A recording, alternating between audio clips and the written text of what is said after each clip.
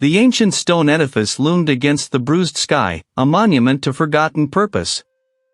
Cole stood by the rented truck, his breath fogging in the chill coastal air, the relentless roar of the ocean a stark, unyielding presence. Weeks of planning, of packing his life into boxes, culminated in this desolate stretch of coastline, this inherited relic. The lighthouse, tall and stark, was the last thread to a family he barely knew, a legacy wrapped in salt and silence. He had come here seeking oblivion, a place remote enough for his grief to finally dissipate, or at least, to be absorbed by the vast, indifferent sea. The drive had been punishing, the last hour a winding gravel track that clung to crumbling cliffs. Now, with the engine off, the only sounds were the wind's mournful keen and the relentless percussion of waves battering the shore below. The lighthouse itself was a study in neglect, rust bled from every metal fixture, streaks of orange against the gray-white wash of the tower. A sense of profound age clung to it, a history too heavy for a mere structure.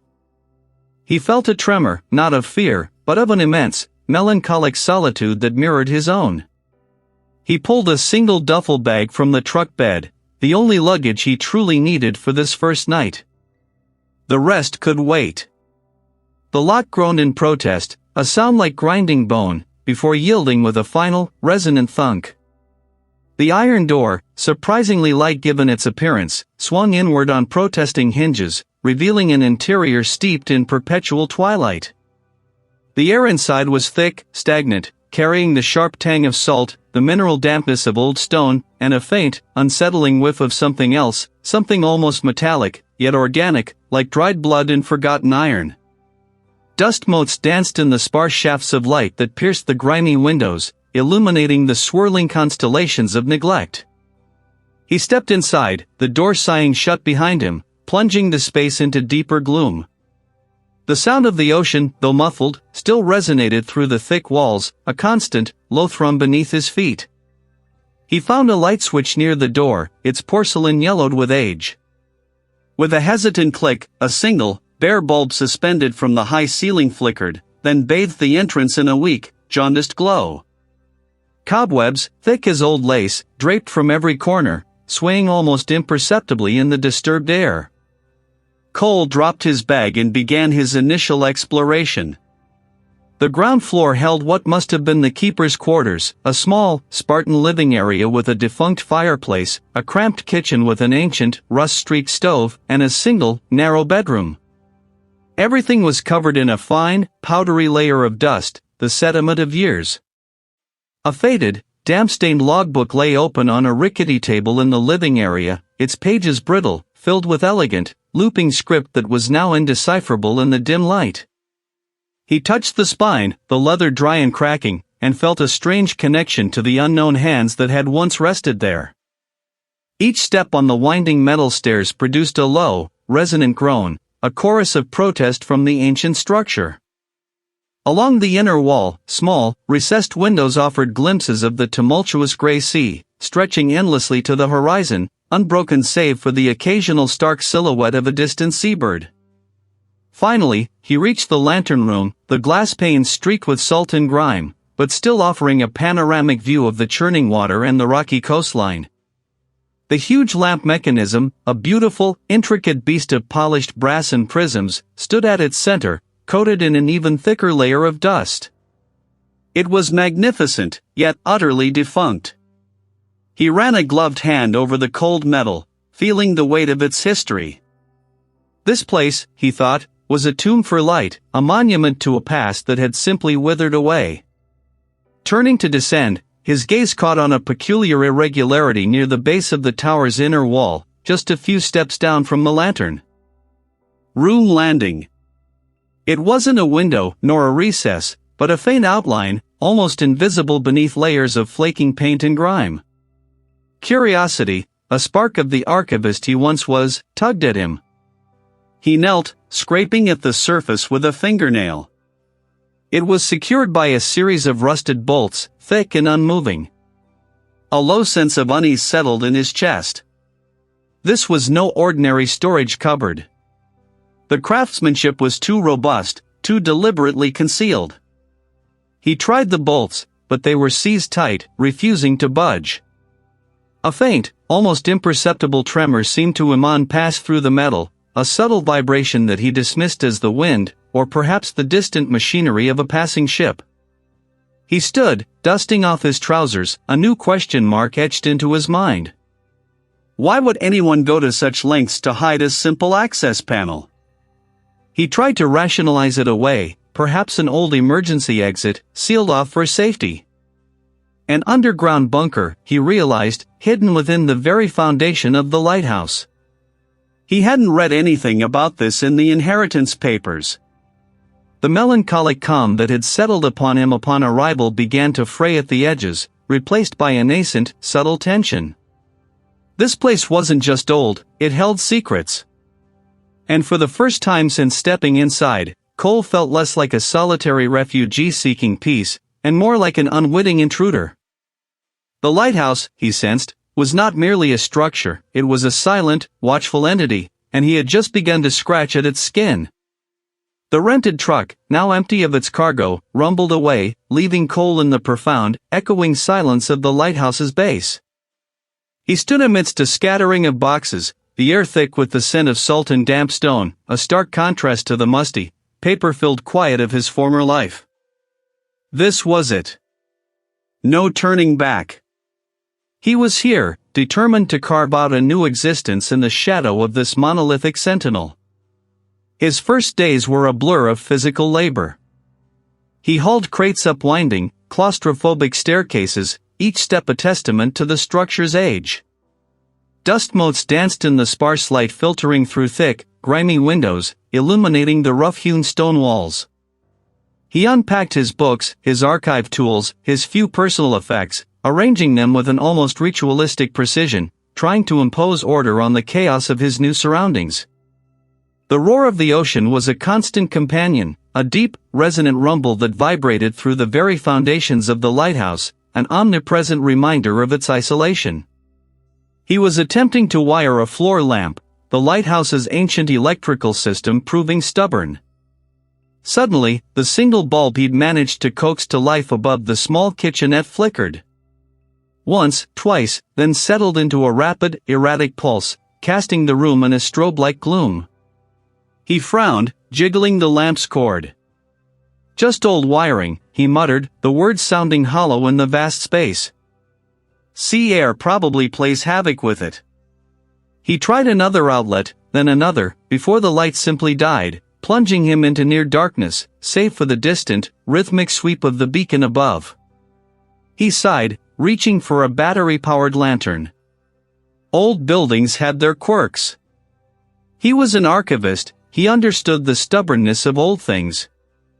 Later that night, tucked into a narrow cot he'd set up in a small, windowless chamber near the top, Cole found sleep elusive. The wind howled like a banshee around the lantern room, rattling the thick glass panes.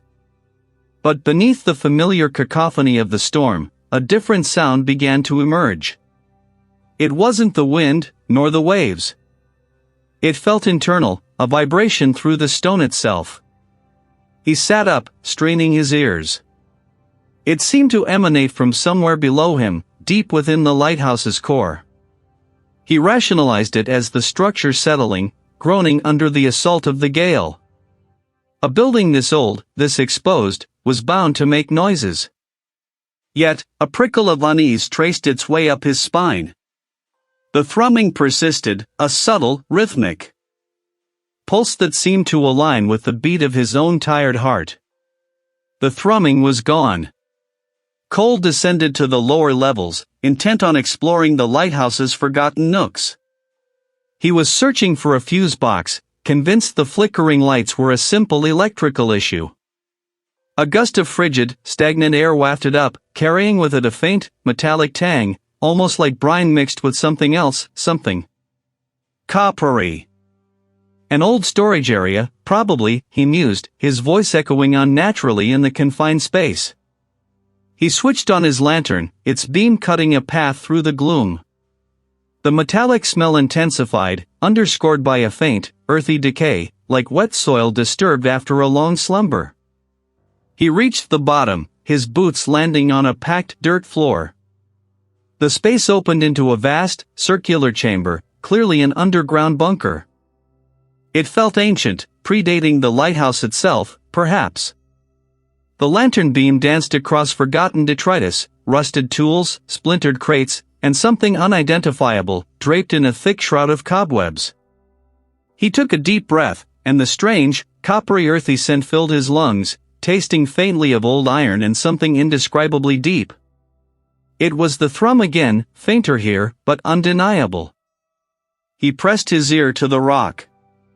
It was there, a low, continuous hum, as if the very earth beneath the bunker was alive. Cole pulled back, shaking his head. "It's the sea," he told himself, his voice a little too loud in the stillness. The pressure, the tides, the water moving through subterranean channels. He was an archivist, a man of logic and reason. He sought explanations, not fantasies. Yet, the persistent hum, the unusual smell, the way the air felt so heavy down here, chipped away at his resolve. He froze, his breath catching in his throat. He waited, listening intently. Nothing.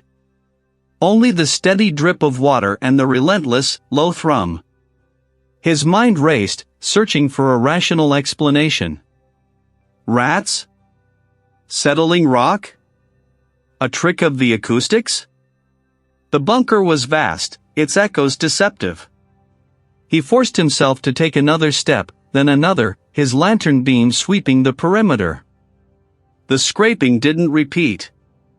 He was still adjusting to the isolation, the profound quiet, the sheer age of the place.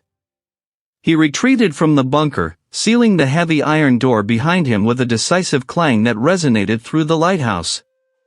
He made himself tea, the mundane ritual a comfort. But as dusk settled, painting the sky in bruised purples and oranges, the lights above the kitchenette flickered again, not just once, but several times, a nervous stutter before they held steady. And beneath the roar of the returning tide, he could almost imagine he heard the faint, distant thrumming begin anew, a low, insistent pulse from the deep heart of the stone. He was tired, he told himself, bone-weary. That was all. This was it. He had spent the remaining daylight hours unpacking a fraction of his essentials, arranging the most critical volumes on makeshift shelves. His first few nights were a blur of restless sleep, punctuated by the unfamiliar groans and sighs of the ancient structure. The wind, a constant companion, whistled through unseen cracks, each gust a mournful wail. Cole, accustomed to the city's muted hum, found the sheer volume of natural sound overwhelming. He'd drift off, only to be jolted awake by what sounded like a heavy sigh emanating from the very stone beneath him, or the distinct drip-drip-drip of water, even when the weather outside was dry. He'd sit up, straining his ears, but the sound would vanish, leaving only the relentless wind. He attributed it to the old building settling, the ocean's proximity, or perhaps simply his own overactive imagination fueled by solitude. Then the dreams began to twist. They weren't typical nightmares, not violent or overtly frightening in their imagery, but deeply unsettling in their sensory detail. He found himself perpetually submerged in a vast, lightless ocean. The pressure was immense, a dull ache that seeped into his bones. He couldn't see, but he felt the water, a thick, viscous medium that clung to him, cool and strangely alive. The voices weren't speaking to him, but through him, a cacophony of ancient, alien murmurs. He woke with a gasp, the phantom pressure still squeezing his ribs, the taste of brine on his tongue. His bedding felt damp, though the air was dry. He clutched his chest, the thrumming sensation lingering, a phantom echo. Nothing. Just the familiar, if unsettling, contours of the lighthouse chamber. He dismissed it as a vivid dream, a natural consequence of sleeping so close to the ocean. The following days bled into a waking haze. It was always at the periphery, a momentary distortion of light, gone the instant he focused. He'd blink, rub his eyes, convinced his sleep deprivation was finally catching up to him. He started neglecting meals, spending hours poring over the few books he'd brought, trying to anchor himself in the tangible, the rational. But the sounds persisted. The drip became more insistent, sometimes sounding as if it came from inside the walls, a slow, deliberate cadence that defied logic. He'd press his ear to the cold stone, hearing nothing but the faint murmur of the sea, yet the moment he pulled away, the sound would resume, sometimes accompanied by a faint, wet scraping. His increasing agitation led him to explore the deeper recesses of the lighthouse, a desperate attempt to find a rational explanation for the auditory and visual distortions. Below the main living quarters, beneath the ground floor, he discovered a heavy, rusted iron door, almost completely obscured by years of salt spray and neglect. It opened with a groan that echoed through the entire structure, revealing a narrow, descending flight of stone steps. He descended cautiously, his hand trailing along the slick, moss-covered wall. Water seeped down the walls in glistening trails, collecting in shallow, brackish pools on the uneven floor. The thrumming from his dreams returned, a low, continuous vibration that seemed to resonate from the very bedrock. He spun, his headlamp beam cutting through the inky blackness, revealing only the glistening, weeping walls. It felt ancient, predatory. Then he saw it. In the center of the bunker, partially submerged in a shallow pool of black water, was a stone plinth, and resting upon it, an ancient, waterlogged logbook. Its leather cover was swollen and distorted, the pages within a pulpy, indistinguishable mass. Yet, as his light fell upon it, a faint, iridescent sheen seemed to ripple across its surface, almost like a living thing. He reached for it, his fingers trembling, drawn by an irrational compulsion. He snatched his hand back, gasping, the logbook seeming to sink slightly back into the black water. The sounds abruptly ceased, leaving only the dripping water and his own ragged breathing. Cole stumbled backward, tripping over a loose stone, landing hard in a shallow puddle. The water was icy, stinging his skin. He scrambled to his feet, heart hammering against his ribs, his mind reeling. He was not just tired, he was being toyed with. The lighthouse, this bunker, it wasn't just old and decrepit. It was aware. And he was caught in its gaze, his sanity slowly unraveling under its relentless, unseen pressure. He had to get out. He had anticipated solace, a quiet canvas for a fresh start, but this profound stillness hummed with an unsettling resonance. It vibrated in his teeth, a low, persistent pressure against his eardrums. The air, thick with brine and the mineral tang of ancient stone, seemed to press in, making the vast space of the base feel suddenly constrictive. He dismissed it as an overactive imagination, a natural byproduct of isolation and the lingering ache of his past. He needed to anchor himself, to find logic in this stark new reality. His archivist's mind, a finely honed instrument for sifting through the detritus of history, craved order. This place, despite its current emptiness, had a story. If he could understand its past, perhaps he could dispel the nascent unease already coiling in his gut. He began his search, not for personal effects, but for records. Every lighthouse had logs, diaries, some account of its vigilant watch. He moved through the circular structure, his footsteps echoing unnaturally on the damp flagstones. The ground floor held nothing but the remnants of a previous life, rusted tools, coils of rope stiff with salt, a forgotten fishing net draped over a broken chair. The spiral staircase, cold iron beneath his palm, led him upward, past the living quarters he had yet to fully inhabit, past the empty lamproom at the pinnacle. There, the salt-crusted glass offered a dizzying panorama of churning gray sea and an endless, indifferent sky. No, the records wouldn't be here. This was a place of observation, not preservation. His gaze fell back to the base, specifically to a section obscured by a mountain of salvaged maritime junk, splintered crates, barnacle-encrusted buoys, and a heavy, canvas-shrouded shape that might have once been a small dinghy. It looked less like a cellar entrance and more like something designed to withstand a siege. He spent the better part of an hour clearing the debris, his muscles protesting with each heave.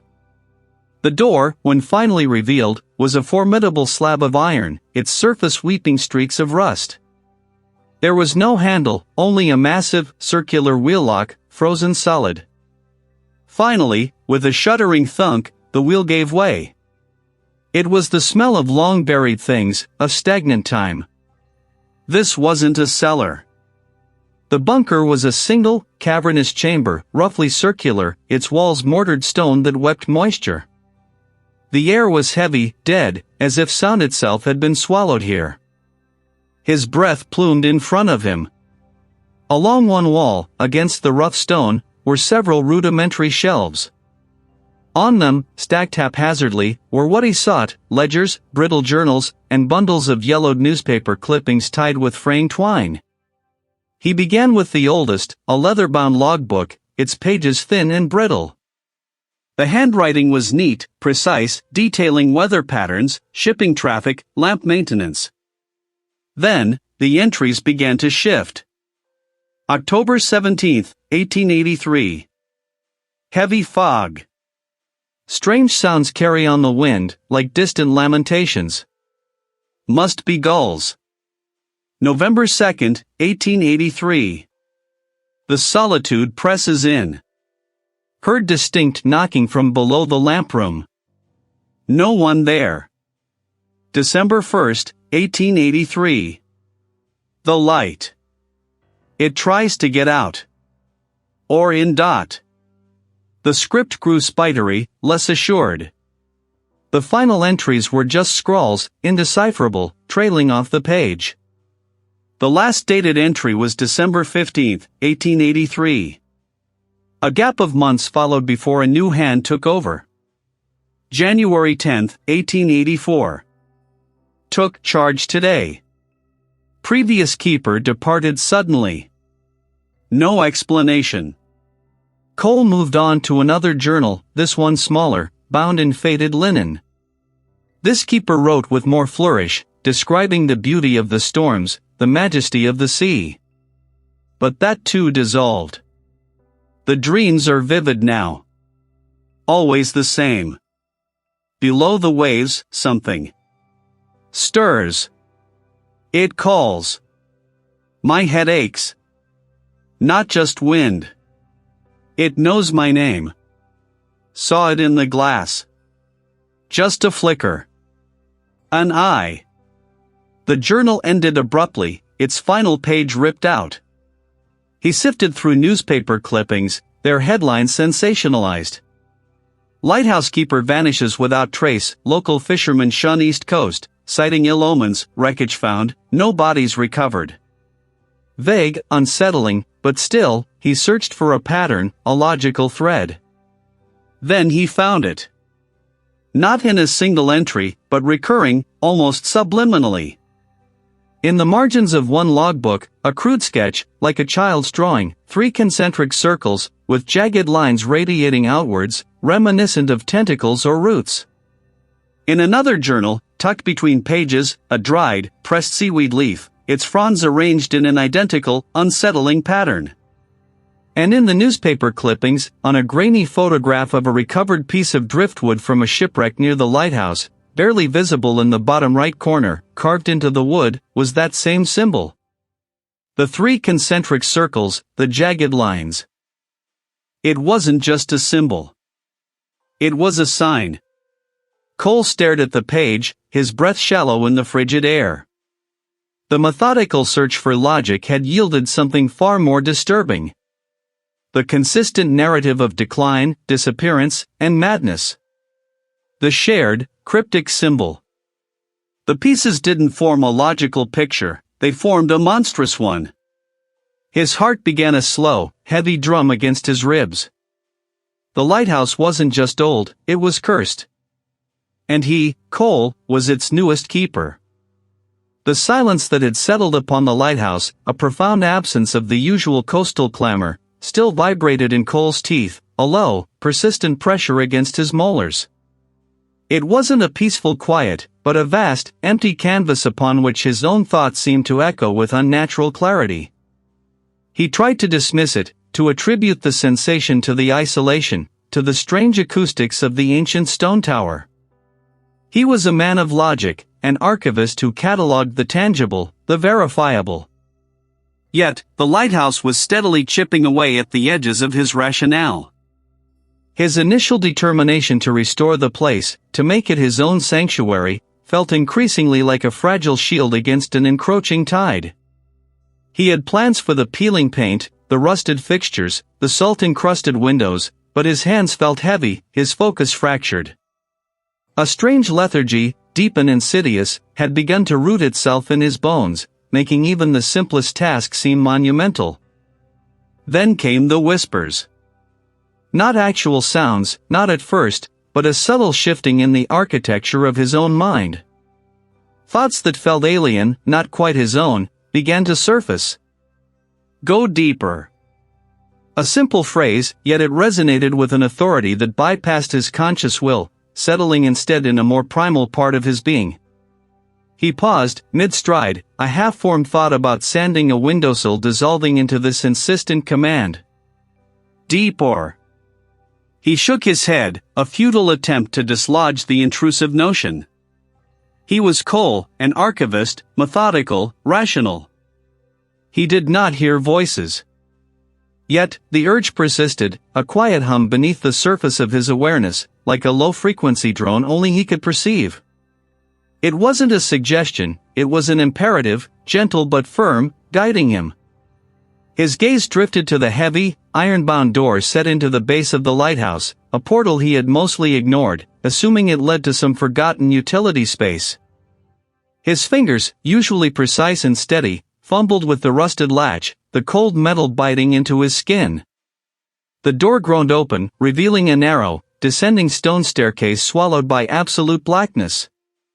He hesitated, a tremor of genuine fear snaking through him. This wasn't just a part of the lighthouse, it felt like a descent into its very foundations, into something hidden and profound. But the compulsion was too strong to resist.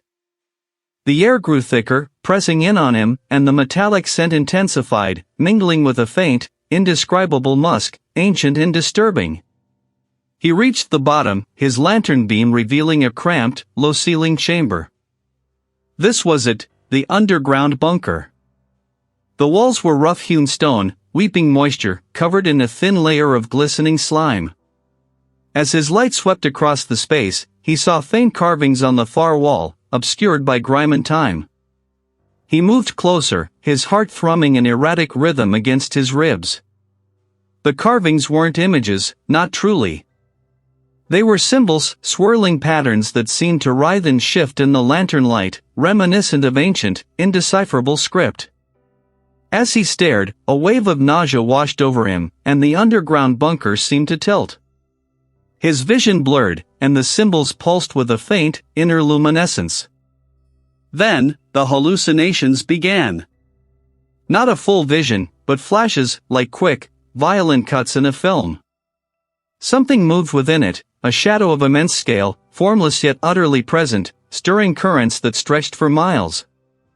Then, a sudden, blinding flash of light, followed by the sensation of being drawn, pulled, compressed into a singular point, into the very rock around him.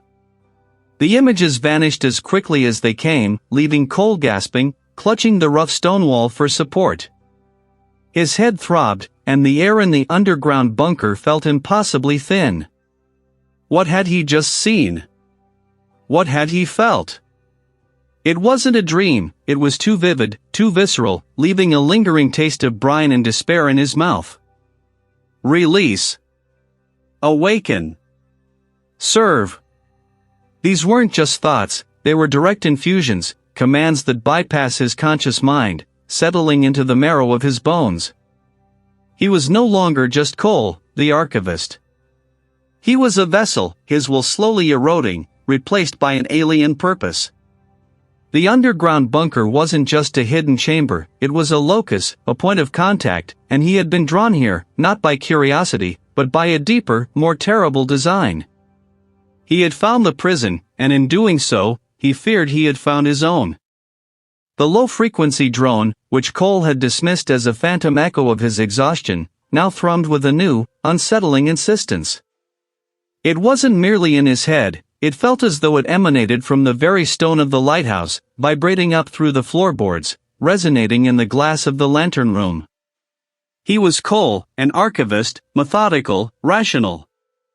He did not hear voices, yet this was more than a sound, it was an impulse, a direction. He walked the circular gallery of the lantern room, the beam sweeping its solitary arc across the churning gray expanse of the sea. The rhythmic whoosh-thump of the optic mechanism usually soothed him, a steady heartbeat in the vast emptiness. The drone intensified, pulling at him, a subtle but undeniable magnetic force. It wasn't a malicious tug, not yet, but a persistent, almost seductive beckoning. It promised understanding, whispered of a clarity that would silence the gnawing questions in his mind, the ones that had festered since he arrived. He descended the spiraling staircase, his hand trailing over the cold, rough stone. Each step amplified the hum, guiding him deeper into the lighthouse's core. The air grew heavy, damp with the breath of the ocean and the scent of aged rock. He passed the living quarters, the storage rooms, the generator housing, none of them holding the answer to this strange summons. The pull was now a sharp, focused yearning. It wasn't towards the foundational bedrock, not quite, but to something within it. He found himself standing before a section of the basement wall, obscured by a stack of rusted oil drums and coils of brittle rope. He hadn't paid it much mind before, assuming it was just another part of the original structure, perhaps a blocked-off passage or a forgotten utility access. With a sudden surge of strength, almost not his own, he began to clear the obstruction. Beneath the debris, a narrow, reinforced door, almost seamlessly blended into the stone, revealed itself. It was made of thick, riveted iron, a circular handle set into its center, encrusted with verdigris. He grasped the handle. He twisted, pulled, then twisted again, exerting a force he didn't know he possessed. With a groan of tortured metal and a grating scrape, the latch gave way. The door swung inward, revealing a yawning blackness beyond. This was it. This was the source of the drone. He stepped into the opening, his small, handheld lantern casting a weak, bobbing circle of light into the gloom. The passage sloped steeply downward, the walls slick with condensation, the floor uneven under his boots. The hum was deafening now, vibrating through his bones, a physical presence. He was in an underground bunker, a forgotten artery of the lighthouse, burrowed deep beneath the earth and rock.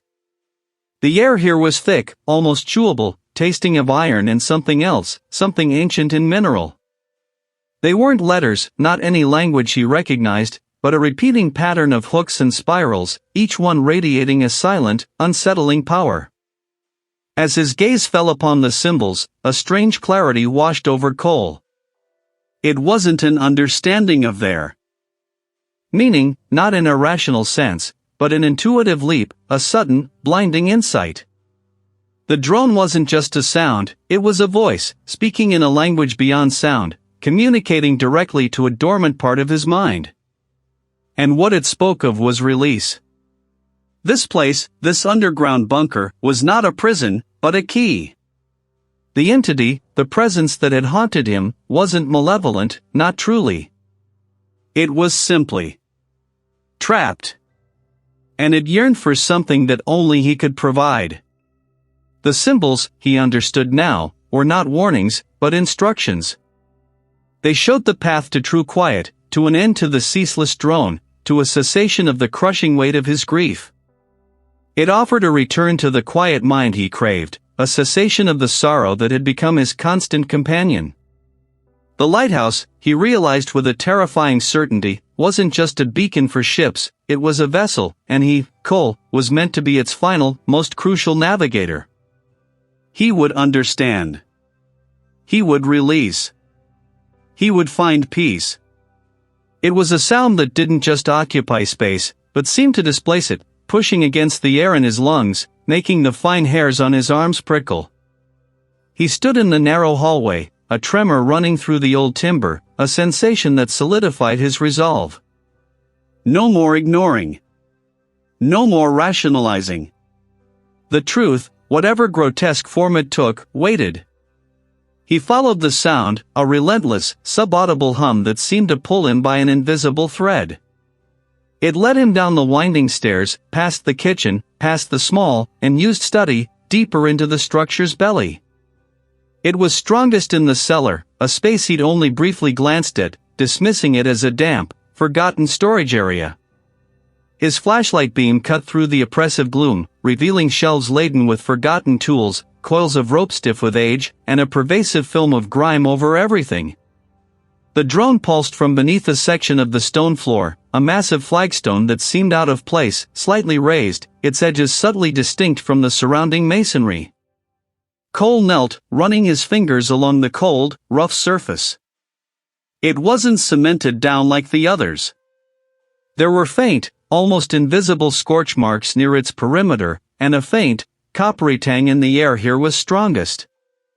With a grunt of effort, he braced himself and pushed. A rush of frigid, stagnant air, heavy with the smell of damp earth and something indefinable, something old, billowed out, carrying with it the drone, now a roaring thrum in his ears. This was it. This was where the lighthouse truly kept its secrets. The drone enveloped him, a physical presence, a sound that bypassed his ears and vibrated directly through his bones. His flashlight beam swept across walls of rough-hewn stone, gleaming with moisture, then settled on a crude wooden table in the center, laden with objects. Dust lay thick on everything, but beneath it, Cole saw stacks of leather-bound journals, their pages brittle and yellowed. A shiver traced its way down his spine. These weren't decorative. They were warnings. He picked up the topmost journal. Its cover was etched with a single, crudely drawn eye, pupil-less and wide. The script inside was faded, but legible, a tight, frantic hand. He began to read, the drone making every word vibrate against his retinas. August 14, 1873. The predecessor departed, leaving only a note, "It hungers. The light must be maintained. The hum has begun." Cole's breath hitched. The hum. The drone. It had been here for centuries. He flipped pages, his fingers trembling, skipping ahead. October 2, 1873. Not sound, but thought. It speaks of the deep, of things that predate the stars. It craves freedom. It promises insight. That's what he'd felt, too. The strange understanding, the subtle shifts in perception. He continued, each entry a punch to his gut. December 1, 1873. It is a cage. Each stone, each beam, each pulse of the lamp, a link in the chain. The architect, a madman, understood its nature. A primordial consciousness, sleeping, dreaming, influencing. From beyond the known depths, trapped here, beneath the waves, held by the very light it hates. The truth, stark and horrifying, began to coalesce. The lighthouse wasn't just a home, it was a prison. And he, Cole, was not merely its caretaker, but its latest jailer. He read of others. A keeper who spoke of the entity's songs, slowly losing his grasp on reality, eventually found muttering to the churning waves, his eyes milky with a profound, terrifying understanding. Another, a diligent watchman, who began to carve the same grotesque effigies Cole now saw on the table, desperate to give form to the formless horror that seeped into his mind. The entries grew more desperate, the handwriting more erratic. March 12, 1874. It showed me the true form of the ocean. It showed me my own insignificance. The light weakens. My will. April 1, 1874. I cannot fight it. It promises release. Not for itself, but for me. The light will fail. The barrier will break. We are all just vessels. It will consume. It will be free. The next one will know. Cole dropped the journal as if burned, the heavy thud echoing in the small bunker. Not ink. Not rust. The previous caretaker hadn't just gone mad, he had been destroyed, broken, perhaps even used. The drone pulsed, a living thing now, vibrating through the stone, through the table, through his very teeth. He looked at the effigies, then back at the journal, the weight of the past caretaker's suffering pressing down on him. They had tried to resist, or they had succumbed, becoming unwitting pawns. And now, it was his turn. The lighthouse was not a sanctuary, it was a trap. The heavy thud of the journal against the rough-hewn stone floor reverberated in the tight confines of the underground bunker. Cole stood frozen, his gaze locked on the dark smear that marred the brittle page. It wasn't ink. It wasn't rust. The scent, subtle at first, then blossoming into a visceral assault, confirmed it. A coppery tang, acrid and cloying, clawed at the back of his throat, mingling with the stale, mineral tang of the earth. He recognized it, a primal, sickening recognition that stole the breath from his lungs. It was blood. The previous caretaker. Their last words, a desperate scrawl of warning, ending not in despair, but in a final, agonizing punctuation mark of their very essence. The thought made his stomach churn, a cold dread seeping into the marrow of his bones. This wasn't just a presence, a lingering echo of sorrow or madness. This was a predator, a thing of malevolent intelligence that claimed its due. It watches. It waits. It wants. The fragmented phrases from the journal entries spun in his mind, no longer abstract warnings but stark, horrifying truths. It wanted out. And the caretakers, the keepers of this grim prison, had been its food, its playthings, its desperate attempts at liberation. Cole had sought solace, a fresh start. The air, already heavy with the scent of brine and decaying paper, now felt thick, viscous, pressing in on him from all sides. It was searching, dissecting, finding the perfect leverage. Panic flared, sharp and sudden. He stumbled back, his shoulders scraping against the damp stone, then lurched towards the heavy iron hatch that served as the bunker's sole exit. His fingers, numb and clumsy, fumbled for the latch. He twisted, pulled, then pushed with all his might. The hatch remained stubbornly, terrifyingly, sealed. It didn't even rattle. It was as if it had become one with the stone, an immovable slab of iron in despair. He tried again, grunting with effort, his breath rasping in the heavy air. Nothing. His mind raced, a frantic scramble for reason, for escape. He felt his own identity begin to fray at the edges, his perceptions blurring. Was the lamp truly flickering, or was his sight failing? Was the air truly thickening, or was his mind simply suffocating? The entity had been subtle, a slow poison. It had fed on his grief, nurtured his isolation, distorted his hope for anew. Beginning into a morbid fascination with the lighthouse's secrets. It hadn't just drawn him here, it had cultivated him, groomed him for this moment. He was not merely a new caretaker, he was the next step in its long, patient plan. He slid down the wall, sinking to the bunker floor, his legs suddenly weak. He was at the precipice. The entity, now fully revealed in its malevolent intelligence, demanded a choice. He could succumb. He could feel the insidious pull, a seductive offer of peace, of understanding, of an end to the gnawing ache of his loss.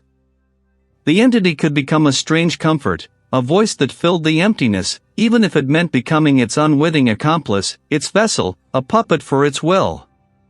He could try to escape, but the bolted hatch, the endless ocean above, the vast, unforgiving stretch of forgotten coastline, all mocked the thought.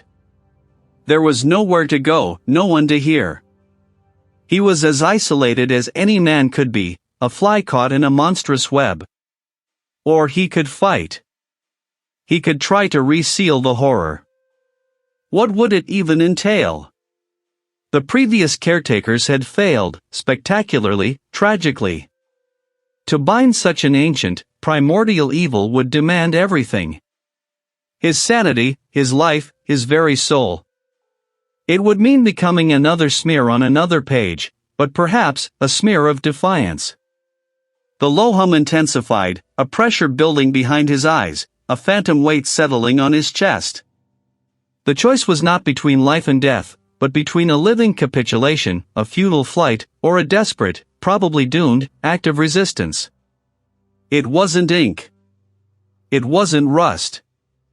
The scent, subtle at first, then blossoming into a visceral, ancient stink, assaulted him. It was the smell of abyssal brine and something else, something metallic and utterly alien, like rust on a forgotten star, or blood from a creature that had never known a pulse. He knelt, his fingers trembling as he hovered them inches above the page. It pulsed, a barely perceptible throb that Cole felt more in his teeth than in his fingertips.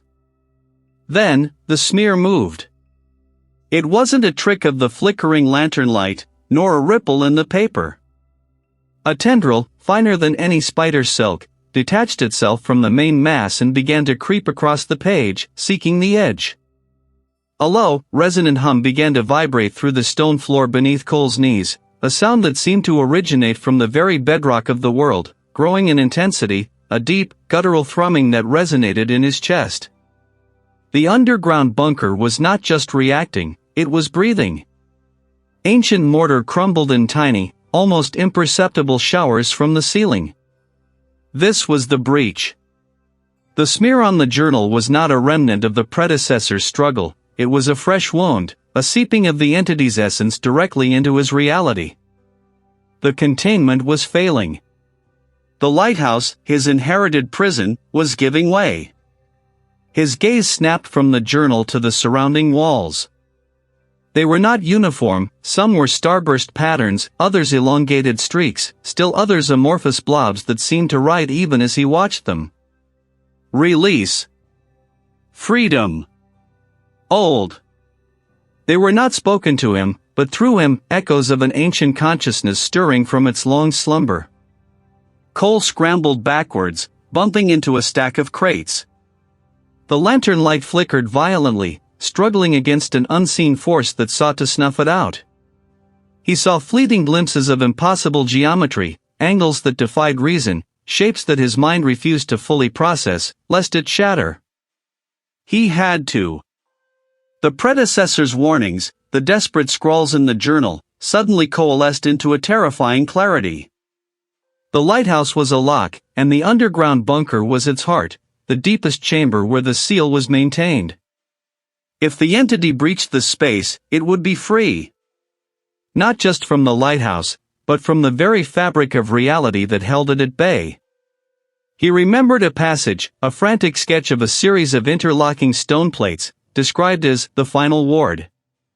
He scanned the walls, his eyes darting through the deepening gloom. The hum was now a roar, a resonant throb that vibrated through his bones, threatening to liquefy his very being. The air tasted of salt and decay, and something else, a raw, primal energy that felt like the universe tearing itself apart. There, behind a crumbling section of wall, almost obscured by centuries of damp and neglect, he saw them. 3 circular stone plates, each etched with intricate, weathered symbols. They were slightly ajar, a hair's breadth of separation, but enough. Enough for the entity to begin its insidious crawl.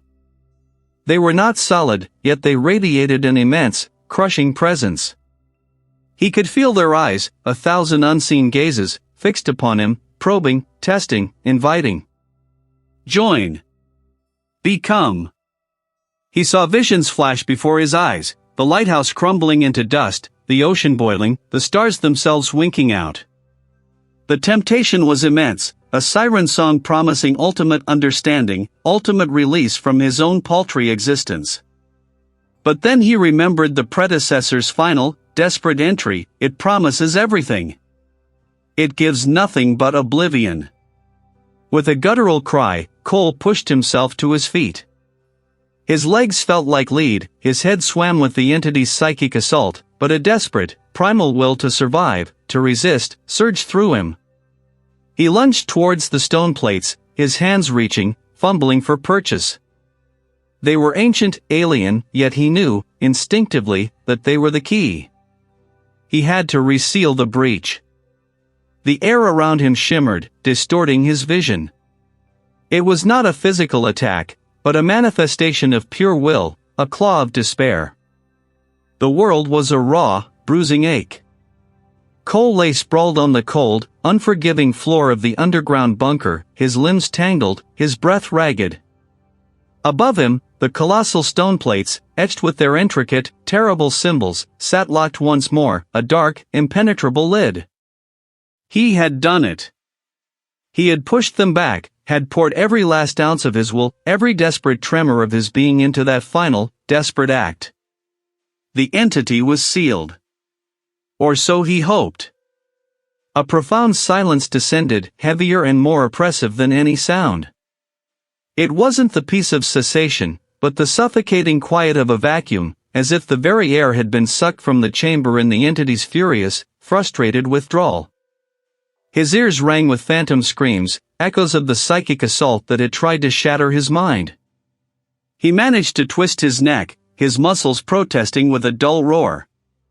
His hands, when he finally managed to lift them, were shaking uncontrollably, his skin clammy.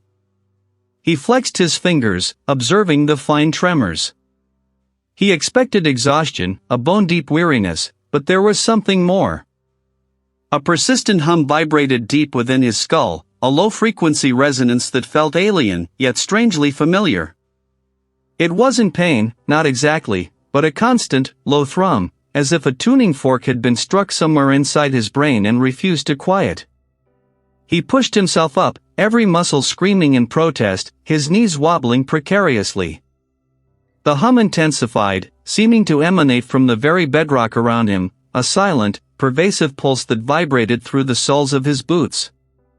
He closed his eyes, trying to clear his head, but the hum remained, a new, unwelcome companion. The ascent from the underground bunker was an odyssey. Each step on the spiraling iron staircase was a monumental effort.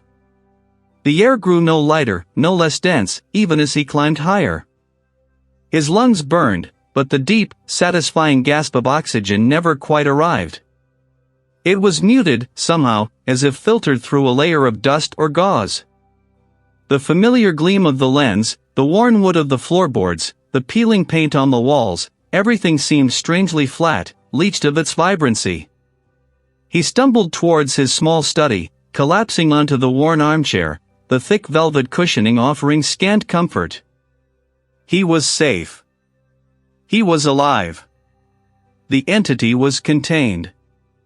The thought should have brought relief, a surge of triumph. His skin felt different. Not rougher, not smoother, but he shivered, despite the relative warmth of the room. Then he noticed it. He blinked, but it remained. He focused, and the edges of his vision seemed to sharpen, to pick up on nuances he had never perceived before. The dust motes dancing in the faint light were no longer random specks, they moved with a strange, almost deliberate fluidity, tracing patterns he couldn't quite decipher. He pressed his palms against his temples, trying to quell the relentless hum, but it was useless. It was a part of him now, a deep resonance that felt as ancient as the entity itself. The sealing had worked, yes, but perhaps not as he had intended. He had closed the physical gate, but the sheer force of the entity's presence, its primordial consciousness, had left an indelible mark.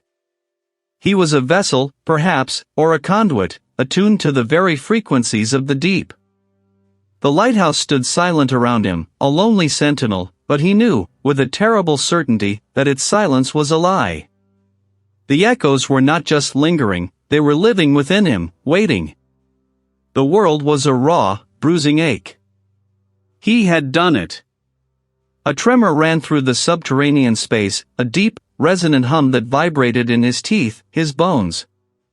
His muscles screamed with exhaustion, a profound weariness that settled deep in his marrow, making the simple act of breathing a monumental effort. He had one. The thought surfaced, tentative and fragile, a flicker in the vast emptiness of his mind. He had pushed the thing back, locked it away, returned it to its primordial slumber. A wave of nauseating relief washed over him, so potent it almost made him retch. It never came. Instead, a different kind of silence descended, not empty, but full. Yet, he felt a subtle shift, a recalibration within his own skull. He could almost taste the salt on his tongue, feel the faint, distant thrum of the ocean through layers of earth and stone. He pushed himself up, every joint protesting with a sharp, unwelcome stab. His fingers, scraped raw from the rough stone, felt alien, the skin tingling with an unfamiliar awareness. He looked at them, observing the tiny lines of dirt embedded in the creases, the way the light, filtering weakly from some unseen vent, caught the dry flakes of skin. It was as if he were seeing them for the first time, or perhaps, seeing them through someone else's eyes. The entity wasn't gone. It wasn't vanquished. He had merely contained it, and in doing so, he had woven himself into its containment. Its presence, once an external pressure, was now an internal hum. It was the crushing weight of eons, the incomprehensible indifference of the deep, now resonating within his own consciousness. He was no longer merely coal. He was a lock, a living part of the mechanism. There would be no escape, no fresh start, no solace. The lighthouse hadn't just imprisoned the entity, it had found a new, more intimate way to bind it to the world. And he was its unwilling tether. Each step was a pilgrimage, each movement a testament to this new, terrible reality. The air in the passage seemed to thicken, to hum with an unheard frequency. When he finally emerged into the main chamber of the lighthouse, the first weak rays of dawn were painting the distant horizon with bruised purples and grays. The world outside looked the same, yet it was profoundly different. The cry of the gulls was no longer just the sound of birds, it was a piercing lament, carrying echoes of countless dawns, countless watches.